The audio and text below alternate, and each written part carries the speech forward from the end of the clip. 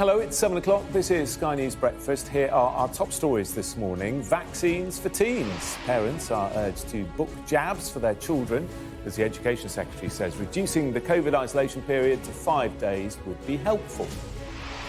It comes as the UK passes the grim milestone of 150,000 deaths from COVID-19, 2 years on from its discovery in Wuhan. Nearly decision time for Djokovic. The appeal against the cancellation of his Australian visa will go to court tonight after his lawyers claim a positive COVID test last month met the entry criteria. But it comes as new pictures show the world number one attending a public event just a day after his positive PCR test. Looking for a Brexit breakthrough, the Foreign Secretary Liz Truss says she's prepared to ramp up Northern Ireland negotiations with Brussels by triggering Article 16.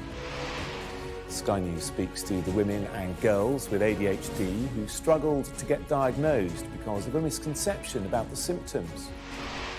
And the Duchess of Cambridge marks her 40th birthday with the release of 3 new portraits. The weather, a better day for many with more in the way of sunshine. However, it will feel chilly and there will be some blustery showers in the west. And at 1:45, we'll take a look at the papers with broadcaster and writer Edward Adu and the entrepreneur Kate Hardcastle.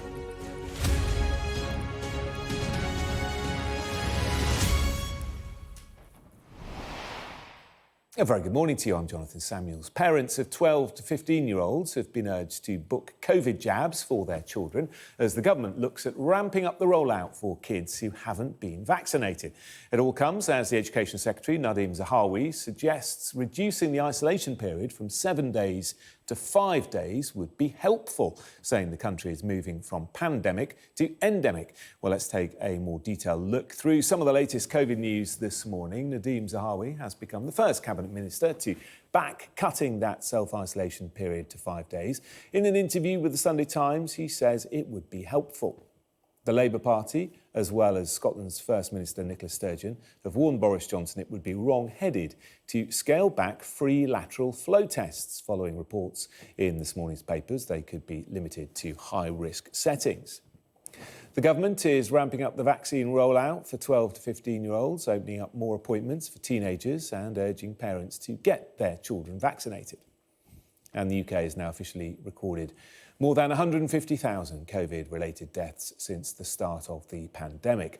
Behind each of those numbers is a victim and a family grieving the loss of their loved ones. Sky's Emma Birchley now reports. Face after face of those whose lives have been lost to a virus that 2 years ago hadn't even been given a name. Now another devastating milestone has been passed. More than 150,000 people have died after testing positive for COVID-19. Among the first was Susan Sullivan. She was bubbly. She was positive. She was bubbly. She was a Olympic swimming champion, Special Olympics. I mean, she was just a buzzing human being. Always dancing, always on the go. Susan had been ill on and off for about 10 days. But on the 27th of March 2020, her stomach pains became unbearable.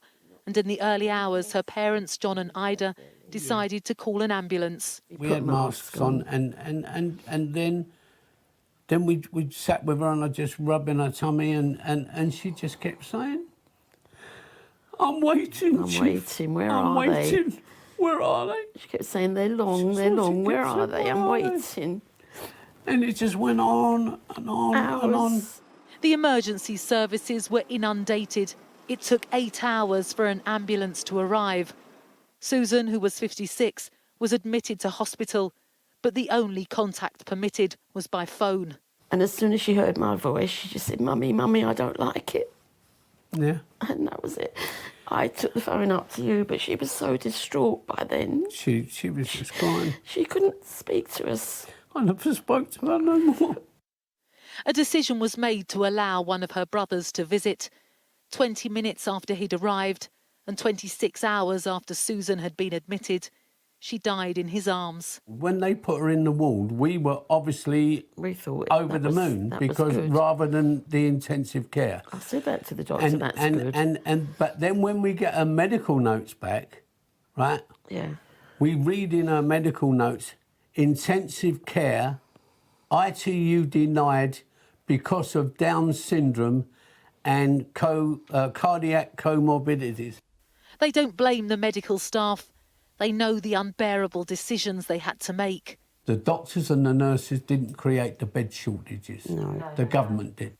But their fury is also focused on those who've said no to a vaccine. And now we've got all these people filling up ITU beds because they made the choice not to have a vaccine. They chose not to have their vaccine. Our Susan didn't have that choice. The family is planning a memorial once Susan's other brother can get here from Australia. You know, she was just lovely. She was our life. Yeah. End of. Do you know what I mean? And I know how these other people feel. Do you know what I mean? The thing is, until it happens to you, you don't know. But the tragic reality is the grim tally will keep rising yet. Emma Birchley, Sky News, North London. Well, we can take a look at the latest data now. There were another 146,390 new COVID cases recorded in the latest 24-hour period, as well as 313 new deaths within 28 days of a positive test. That means the total number of deaths now stands at 150,057. 22,526 further people have received their first dose of a vaccine, with 32,455 getting their second dose. That means more than 47.6 million people have now received their second dose. 207,801 new boosters or third jabs were reported in the latest 24-hour period. More than 35.2 million people have now had their third jab or booster. Well, parents are being urged to get their children vaccinated as 500,000 slots become available this month. Between the 15th of December and the 3rd of January, just over half of adults in Britain said the 12 to 15-year-olds living in their household had already been vaccinated. That's up from just 17% at the start of October, and around a quarter of people living with an unvaccinated 12 to 15-year-old said that child was still likely to receive a jab. Dr. Nikki Kanani, the deputy lead for the NHS vaccination programme, said there's lots of ways for teenagers to book one of the thousands of slots on offer. In some areas, you might have vaccination teams going into the school or just outside the school, you know, in a pop-up, in a tent or in a roving sort of van or minibus. We really want to make sure that it's as easy as possible to get that dose. So we're trying to make sure that we support teams to be as creative as possible to support that really important uptake. Sky's Katie Barnfield is in the newsroom for us this morning. So a real push then to get youngsters jabbed, Katie.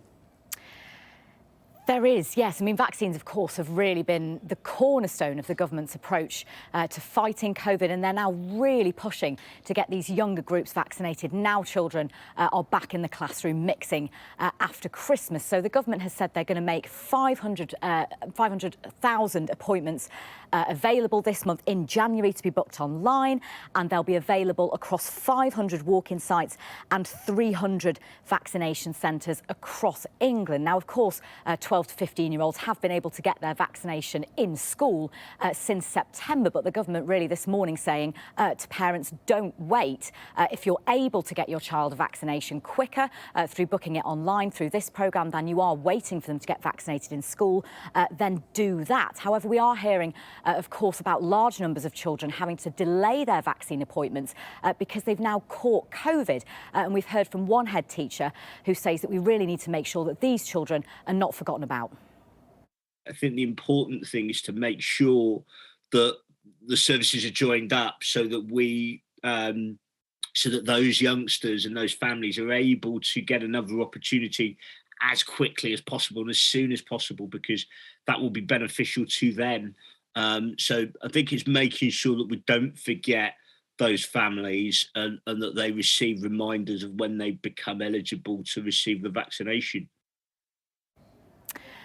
Well, of course, with case numbers so high, schools are one sector that really are suffering, with so many teachers now having to isolate. And indeed, the Education Secretary has now become the first Cabinet Minister this morning to publicly back calls to reduce the vaccination period, the isolation period, from 7 days to 5. Of course, people who've caught COVID currently are able to leave isolation if they have a negative lateral flow test on day 6 and 7. But Nadeem Zahawi this morning is saying he's happy to be led by the recommendation of the UK Health Security Agency, but suggested it would be even better if the quarantine period was slashed. Now, Prime Minister Boris Johnson has so far resisted calls to cut the quarantine period for positive cases, despite the strain on the NHS and other sectors like education. But with the Education Secretary joining these calls this morning, there, of course, is going to be more pressure on him now.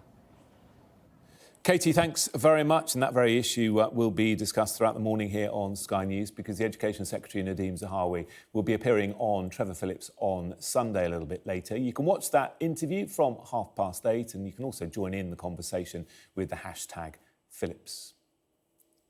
Well, world tennis number one, Novak Djokovic, is into his 4th day in isolation in an Australian immigration detention centre today, following claims from his lawyers that he did have a vaccine exemption to enter Australia due to a positive COVID test within the last month. But he now faces questions over images which appear to show him at a charity event just a day after his positive test. Sky's Nicole Johnston joins us now from Melbourne. Still lots of unanswered questions despite those court documents being revealed this weekend. That's right. Those court documents really raised more questions than they answered. First of all, it's the issue of the infection timeline. So from those documents, he received a COVID positive test on the 16th of December. But as you said, we have images of him appearing in public a couple of days afterwards. So people are asking, did Novak Djokovic know that he was COVID positive then? Had he not received the result? A very puzzling situation there. Also questions about one of the documents. The team is saying that he received a document from the Home Office clearing him, giving him a medical exemption because he'd had a prior infection. It now appears that that was a online auto-generated document that hadn't come directly from the Home Office, which will surely weaken his case. So Monday is the big day in court. His team will be arguing that he had a medical exemption and that there were issues of procedural fairness. Unclear yet whether we will see Novak Djokovic in court. He could be cross-examined, but of course that would happen via a video link. But for now, he's still stuck in the hotel behind us. Some of his Serbian community supporters have been here keeping company and protesting for the last few days. And the political fight continues between the Victorian government, the federal government and Tennis Australia. Tennis Australia has released its own statement saying that, in its opinion, it gave players the correct information because a leaked letter came out from Tennis Australia where it appeared that they did not. So clearly a confusing situation, a lot of blame game going on. But for the federal government, they're also getting some political mileage out of it. This is an Australian election year. A federal election could happen in the next few months, and the border issue is a big one here. People like to see a tough approach to borders, and the Prime Minister, Scott Morrison, knows that, and he is gaining some capital from that. Very interesting, and those supporters still banging the drum for the Star. Thanks very much, Nicole. The Foreign Secretary, Liz Truss, has written in today's Sunday Telegraph about her intention to renegotiate the Northern Ireland Brexit agreement should the current talks she's leading be unsuccessful. Our political correspondent, Rob Powell, has the latest.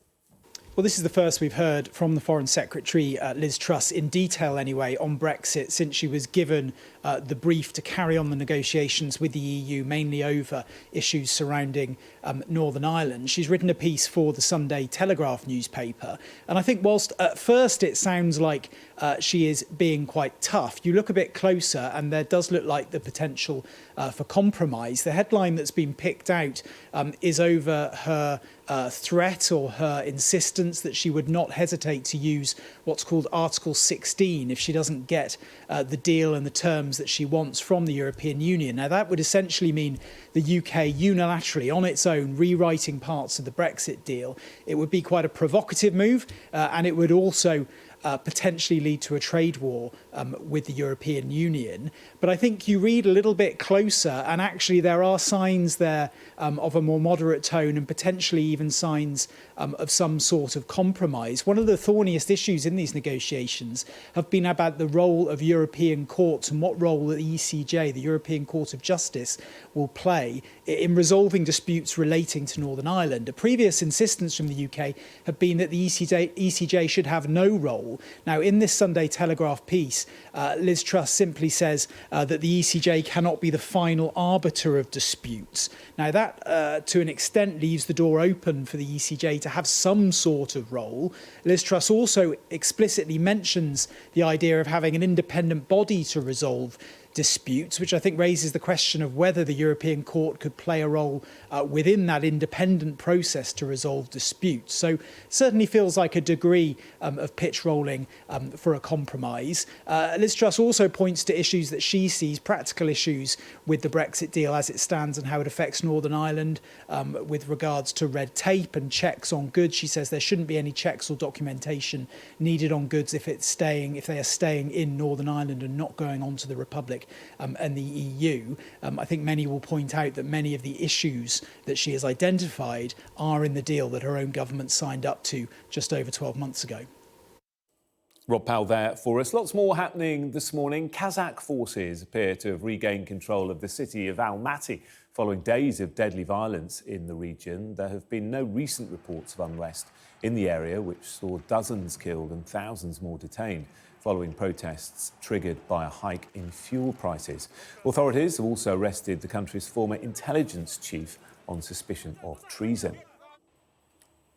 At least 7 people have died after a slab of rock broke from a cliff and toppled onto leisure boaters near a waterfall on Furnace Lake in southern Brazil. Officials have suggested the rock fall may have been caused by recent heavy rain in the region. 3 people are thought to be missing and 9 were seriously injured. Moscow has expressed disappointment at signals sent by the US and EU, according to Russian state media, ahead of peace talks in Geneva tomorrow. The Russian leadership is reportedly pessimistic about the outcome of the talks designed to de-escalate military tensions on the Ukrainian border. Now, this is a great idea. Arsenal will wear all-white jerseys for their FA Cup match against Nottingham Forest today. It's all part of the launch of a campaign against youth violence in London. The No More Red campaign will see the Arsenal side wear jerseys drained of their traditional red colours. The kits will not be commercially available and will only be awarded to individuals who are making a positive difference in the community. Now, these are amazing pictures. The gates of hell in Turkmenistan are to be extinguished. It all follows an order from the country's president. The 60-metre wide hole north of the Turkmenistan capital has been on fire since the early 1970s after it was set alight in an effort to burn off a pocket of natural gas. If you're just waking up, a very good morning to you. It is 7:32. We're going to be finding out why Arsenal are going to wear an all-white kit later on today. Doing that shortly, but first, experts and campaigners are warning that women with ADHD are being misdiagnosed with anxiety and depression, often due to the misconception that ADHD is about being hyperactive or disruptive. Well, ADHD can often look very different in women, but the guidelines used for diagnosis have traditionally focused on men, as Sky's Madeleine Ratcliffe reports. 10-year-old Rudy has ADHD, attention deficit hyperactivity disorder. He's always bouncing around and full of energy. Sometimes he's even hyperactive. But his 13-year-old sister Natasha, who also has ADHD, is more introverted and has problems sleeping. She prefers to spend her time with her snake Xander and has very different symptoms. And this is the reason why a huge number of girls with ADHD aren't getting diagnosed because symptoms such as inattentiveness are missed in girls or dismissed as daydreaming. The main reason to get them diagnosed is really because at school that means you can get some more support and some accommodation. And it's becoming more and more important as you go through schooling. If it's not a lesson I'm interested in, I find myself like almost falling asleep, but not really. You really have to make a bit of a fight basically with the schools to sort of get them to understand that it's not about being willful or lazy. It's none of that. It's really because it's properly difficult. Boys are 5 times more likely to be diagnosed with ADHD than girls, even though later in life, case numbers are roughly similar for men and women. Whether that's because symptoms are based on studies with boys or girls are better at masking them, it means huge numbers of young women have to live with ADHD without proper support. Which is why experts say it's crucial there's more training for GPs and teachers to help them identify cases earlier on. This is usually the experience that women have, that they become overwhelmed, they become stressed, they become anxious, they become depressed. And it is incredibly important, in my view, to try to identify this as earlier as possible. That was the case for Leanne, who spent her childhood unable to concentrate but was only diagnosed in her mid-20s. She feels she wasted years of her life, frustrated that no one could explain why she felt so different. It felt like I was going completely insane because I knew that I kept self-sabotaging my life. I knew that what I was doing was not normal. I just felt like I lost 25 years of my life, like the first 25 years, from constantly kind of being controlled by things that weren't my own brain, whether that was looking for alcohol or feeling suicidal or just not being able to actually relax and enjoy my life at all. Leanne now coaches businesses to help others recognise the symptoms as early as possible, which is a crucial step towards better understanding this condition, about which there is still so much we don't know. Madeleine Ratcliffe, Sky News. Thousands of protesters have gathered in a number of French cities to demonstrate against new coronavirus rules. The restrictions would block unvaccinated people from bars, theatres and restaurants. But many are angry at the French president, who has provoked anger by insisting he wants to make life difficult for those who've not been vaccinated. Sky's Europe correspondent Michelle Clifford reports now from Paris. For a president just months from an election, these will have been uncomfortable scenes. Tear gas fired as protesters opposing multiple government policies clashed with police in the French capital. But streets filled with tens of thousands of people marching peacefully will be more worrying still. Demonstrations in Paris and towns and cities across the nation to oppose new COVID restrictions. Emmanuel Macron wants to bar unvaccinated people from spaces like bars and restaurants, evoking fury. We are not agree, so we are here to say to our politics, no, stop it. It's not possible anymore. It's crazy because this new law is for separate the population. People are angry about life because they feel there's something wrong with this government. Many talked of a new kind of apartheid being proposed in France, and dozens of MPs who support the new legislation have received death threats. Carole Bureau-Bonnard has had to clean off graffiti covering the front of her constituency office, warning her to vote against the plans. She was also sent a bullet in the post, along with a letter warning the next one would be for her. Lots of emails with the title, "We're going to kill you," threats of beheadings and being stabbed. They said, "We're bullet makers, and the next bullet that lands on you will come from here." And then I also received threats at my home, mentioning further vandalism. And then we also received a bullet in an envelope sent to our home. The issue has divided opinion in a nation where around 90% of people are vaccinated.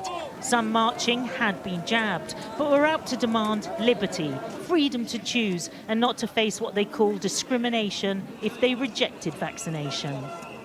Many on this march are absolutely furious about President Macron's language this week. When he talked about how he wanted to make it hard for the unvaccinated, he told a French newspaper he wanted to piss them off. The evidence suggests he has succeeded in doing precisely that. And some in the crowd used Macron's own words to send the gesture right back to the president. If the legislation passes, it will be enforced within days. And you can bet more protests will follow, including at the ballot box come election time. Michelle Clifford, Sky News, Paris. Arsenal are swapping their iconic red shirts for an all-white kit today to raise awareness about youth violence. The No More Red campaign comes after a year which saw 30 teenagers die as a result of London's knife crime crisis. And I'm joined now by Patrick Green, Chief Executive of the Ben Kinsella Trust, one of the charities supporting the initiative. This is a great idea. Very good morning to you. Who came up with it? Where did it come from? Well, it came from Arsenal and Adidas. It's something that we're absolutely delighted about. Ben, who the charity was set up in memory of, was a huge Arsenal supporter. His family are huge Arsenal supporters. So we're really proud and honoured to be one of the charities receiving one of the shirts after today's match. So it's great, and it's a great profiling as well for anti-knife crime work. As you said, it's a terrible year for London last year, and this is an important message to get out about. Knife crime and violence is preventable. Yeah, I mean, it's so important, isn't it? It really is. And the nice thing about this campaign, it's not just today, it's not just about the kit, but there's also mentoring going on, also refurbishing safe spaces for youngsters to play football. Yeah, absolutely. And we all know how important that is. Giving young people opportunity, giving young people hope is one of the key initiatives in terms of tackling knife crime. So it is fantastic to be part of this. And it's just such a positive start to, after such a dreadful 2021, this is such a good start to 2022. And Patrick, you can't buy this kit, can you, in the Arsenal shop? You've got to earn it. You do, which is another fantastic initiative. It is not going to be commercially available, and it's something that will be awarded to organisations and people who are doing great work in this space. Yeah, and you talk about the great work that's being done. Of course, Ben's family have worked tirelessly, haven't they, campaigning really hard against knife crime. They must be very depressed at the latest statistics. Very, very depressed. Last year was an incredibly difficult year for us and for the family, knowing that so many other families were going through what the Kinsellas have gone through. And it's 13 years since Ben was murdered, and it felt as if nothing had been achieved in those 13 years. We were right back to square one. In fact, even worse than the year that Ben had died. So we're clinging to any hope that we can get at the moment. This is a beacon. This initiative, and we hope that it will inspire young people, but also inspire other organisations to come in and support this work and make opportunities for young people, and really make a difference in terms of tackling knife crime. It's very interesting, isn't it, that when you read about knife crime and you read about violence amongst youngsters, there's a crucial period in the day, isn't there, between kids leaving school and getting home. There's that sort of zone where children, young people, teenagers can get into trouble. Well, what do we do about that? Well, you're absolutely right. I mean, the key time for admissions to hospitals for knife-related injuries is between 4 and 8 o'clock. That's sort of after school time. This is where we need lots of activities for young people. It's where youth work plays such an important part in diverting young people into positive activities, introducing them to positive role models and to mentors. And, quite frankly, the youth services have really suffered over the last decade. And in many cases, they've been decimated. We really need to reinvigorate that sector. We need to help young people and introduce them to really strong, positive role models, because that way they will make better choices and they will go on to achieve their life goals. And it basically is the great counter-narrative to gangs and young people being lured into criminality. Yeah, and of course the pandemic hasn't helped, has it? It's diverted our attention in so many ways over the last couple of years. Is the government focused enough on this? The pandemic was the worst possible, created worst possible environment for knife crime. It isolated probably our most at risk and more vulnerable young people, and withdrew that level of support that is so important to them. We don't yet know the true impact or the lasting impact that the pandemic will have had for young people, but it's important that the government do try and learn quickly, and we do invest in our young people and create those opportunities and try and counter what has happened for them during the pandemic. Well, it's a great idea, a great initiative. Thank you so much, Patrick, for speaking to us. Give our best wishes to Ben's family, as always. Patrick Green there for the Ben Kinsella Trust. Thanks very much. Welcome back. Time to look at Sunday's papers. Then I'll joined by the entrepreneur Kate Hardcastle and the broadcaster and writer Edward Adu. Great to see you both again. Thanks for your time this morning. Let's start with the front of the Observer, shall we, Kate? Because there is a bit of a theme, I think, in the papers today. And the theme tends to be that we've got to the stage now where we are going to have to learn to live with COVID. And the Observer is talking about ending mass jabs once this booster programme is over and really treating COVID like we do the flu. That's right. The mood music's changed and there's been a shift, and it's the talk of it moving from pandemic to endemic. And we've got various reports. Secretary of State talking about how he wants to see a move from a 7-day isolation period to a 5-day isolation period. We've got another paper talking about the fact that there may be an announcement to the end of free tests, and that those would be free tests only situated in high-risk places like hospitals. The Observer here talking about Dr. Clive Dix's thought, who was significant in the programme rollout last year. And what he's saying is, you know, we've got this population with higher cellular immunity. We've got to move to a new normality now. We've got to learn to live with this virus. We have got to ensure that people are stopping getting ill to a point where they're hospitalised and it's a threat to life. But we have to work out how it can be part of our everyday, and whether that's the news coming down the line about the tablet forms that might be there, the ways in which we develop our own cellular immunity to it. It's interesting. The discussion is quite a positive one, in the fact that we know the pandemic has affected us beyond health, economically, socially, etc. And we've got to start to repair the nation as we learn to live with the illness. Yeah, Edward, we'll talk about Djokovic in a moment, but do you share that sort of positive vibe that the papers are going with this morning? Yeah, we have to see light at the end of the tunnel regarding this, because as someone who's not just a broadcaster, but as a DJ music consultant, and I do various things as well, you know, as someone who's technically self-employed and freelance, it's not just for me, but there's loads of other people out there where, you know, their life depends on what happens with the regulation.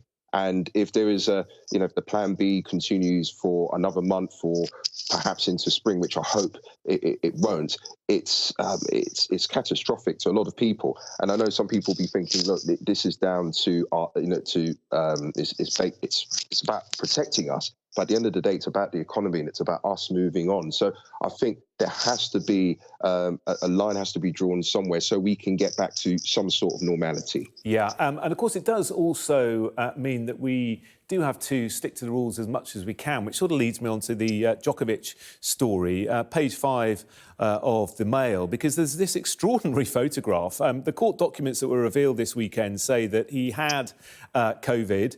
He tested positive on the 16th of December, so therefore he has antibodies, which means that he can potentially have an exemption. And yet the day after that PCR test, he's supposedly photographed with a load of youngsters, no sign of a mask, no sign of self-isolating. Mingling, allegedly hugging, shaking hands, and with young tennis players in Serbia. And this makes you think, if he knew about the test, it's just irresponsible. I mean, for most people, once you've had a positive test, then you need to isolate. I think that's the case in most countries. But I think clearly what's happened here and kind of examining the story today, there is this kind of element of exemption where I am, you know, a sports star and I am, in a sense, invincible. And that's not the case. I mean, with the Open and with Djokovic being detained, I suppose it's a message which is a clear message to people to say, well, look, you know, COVID, it doesn't matter whether you are a sports star or you happen to be affluent. It can get to you. and you have to abide by the rules. I mean, clearly, if he broke the rules here, then he was misadvised and misinformed by his people, and that shouldn't have happened. I mean, he breached the rules if that was the case. And I mean, as you pointed out there, Jonathan, there was no masks, there was no social distancing, and clearly a spreading event, or at least spreading by not protecting himself and others. Yeah, that court hearing taking place around about 11 o'clock tonight, UK time. We'll learn more then. Let's turn to The Telegraph. Kate, what's this story about green farm payments?